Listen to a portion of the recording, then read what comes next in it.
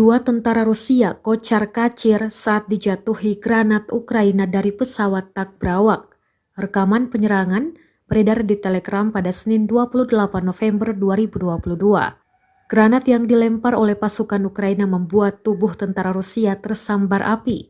Sebelumnya, mereka menggali parit kecil dan sedang mempersiapkan serangan, namun mendadak granat Ukraina diluncurkan. Ledakan keras dapat terdengar tak lama setelah granat meledak. Unit Rusia tampak menderita luka bakar.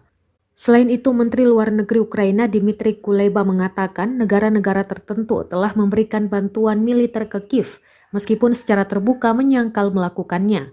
Hal itu diungkapkan Kuleba dengan sebuah wawancara dengan surat kabar Prancis Le Parisien yang dikutip Russia Today pada Senin 28 November 2022.